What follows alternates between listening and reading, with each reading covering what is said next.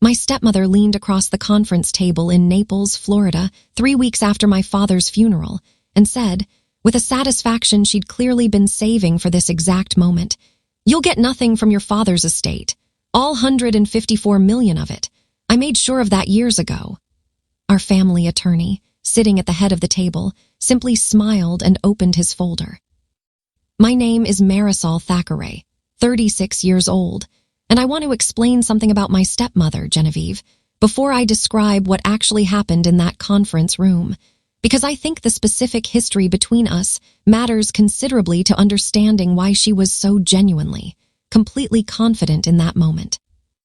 My father, Frederick Thackeray, had married Genevieve when I was 19 years old, 6 years after my own mother's death, and Genevieve had spent the following 17 years making her hostility toward my father's children from his first marriage, myself, and my younger brother, Desmond, clear in countless small, cumulative ways, always careful to maintain a polished, gracious exterior in front of my father while treating us, whenever he wasn't directly present, with a chilly, calculated distance that made unmistakably clear exactly how she felt about our continued presence in her husband's life. I want to be honest about the specific comments Genevieve had made to me over the years, comments I'd never fully shared with my father, understanding that doing so would likely create considerable marital strain he didn't need during what I knew, even then, was a genuinely happy second marriage for him. She had told me, more than once at family gatherings when no one else was within earshot, that she'd spent years quietly working with my father's financial advisors to ensure that Desmond and I would receive considerably less than we assumed. Once the estate was eventually settled, comments I'd absorbed with genuine anxiety, uncertain how much actual influence she truly held over my father's financial decisions. I want to describe walking into that conference room 3 weeks after the funeral, because I think it matters considerably to understanding the specific weight of that moment. Genevieve arrived with the same polished, confident composure she'd maintained throughout our entire relationship, and I want to be honest that some genuinely anxious part of me had spent the preceding weeks half believing her years of confident threats might actually reflect the estate's true, final structure. Our family attorney, a measured, precise man named Cornelius Whitfield, who had represented my father for over 30 years, opened the proceedings by acknowledging Genevieve's comment directly, which I want to describe carefully, because I think his specific response matters considerably to understanding how this entire situation actually unfolded. "Genevieve," he said, his tone carrying a careful, professional patience, "I think it's important, before we proceed further, that I clarify something about the structure of Frederick's estate that I don't believe you've ever fully understood, despite what you may have believed about your own influence over it. I want to describe what followed as precisely as I can remember it, because I think the specific legal details matter enormously to understanding exactly why Genevieve's years of confident threats had never actually reflected reality." Cornelius explained that my father had established an irrevocable trust for Desmond and me nearly 22 years earlier, 3 years before he ever met Genevieve, structuring the vast majority of what would eventually become his estate, roughly $131 million of the estate's total $154 million value, entirely outside any assets that could ever be affected by a subsequent marriage, divorce, or any later changes to his personal will.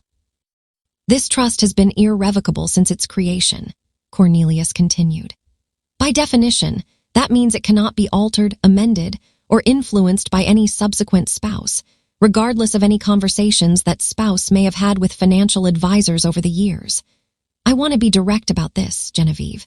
Whatever you believed you were accomplishing through those conversations, you were never actually discussing assets that were within your husband's power to redirect in the first place." I want to describe Genevieve's expression during that explanation, because I think it reveals something considerably more significant than simple surprise.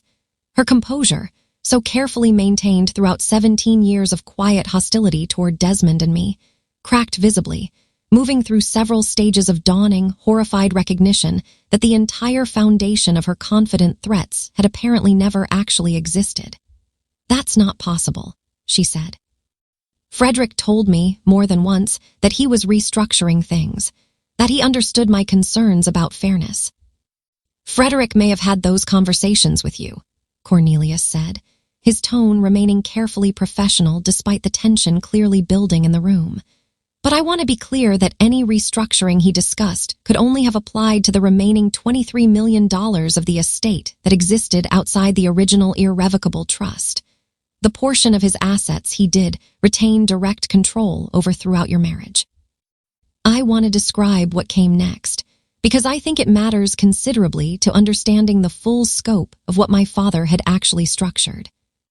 Cornelius explained that this remaining $23 million portion, the only portion of the estate my father had retained any flexibility to adjust throughout his marriage to Genevieve, had, in fact, been left entirely to her, according to the terms of his final will, a genuinely generous provision given that it represented his full discretionary estate. Frederick provided for you very substantially within the portion of his estate he actually controlled, Cornelius said. I think it's important you understand that generosity clearly, separate from any confusion about the trust that predated your marriage entirely. I want to be honest about the complicated mixture of emotions I experienced sitting in that room, watching Genevieve process the reality that 17 years of quiet threats and cruelty toward my brother and me had apparently been based on an assumption of influence and control she had never actually possessed, while simultaneously understanding that my father had, in fact, provided for her with genuine generosity within the actual boundaries of what he controlled. I want to describe the conversation Genevieve and I eventually had, roughly 2 months after that meeting, because I think it matters considerably more than the initial confrontation itself. She requested a private meeting. And I want to be honest that I approached it with considerable caution, uncertain what she might actually want to discuss. I think I need to apologize to you, she said, her voice carrying a rawness I genuinely never heard from her before. Not just for what I said in that conference room, but for 17 years of behavior built on an assumption I apparently never actually had any basis for. I convinced myself I held real power over your father's decisions regarding you and Desmond, and I think that assumed power became something I used to justify treating you both considerably worse than either of you ever actually deserved. I want to be honest about how genuinely difficult it was to fully process that apology, understanding that 17 years of accumulated hurt doesn't simply resolve itself through a single, however genuine, conversation. But I do want to describe what happened over the following year, because I think it matters considerably more than that initial reckoning. Genevieve began, in small but observable ways, working to rebuild a genuine relationship with both Desmond and me.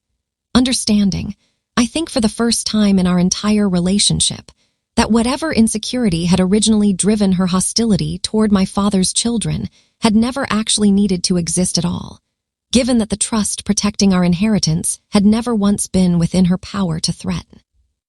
I want to describe where things currently stand, roughly 2 years after that conference room meeting, because I think authentic resolution matters considerably more than a simple, tidy narrative.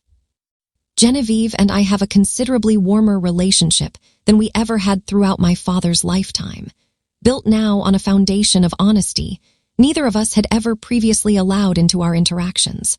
Understanding, finally, exactly how much unnecessary cruelty had been generated by an assumption of power that had simply never actually been real.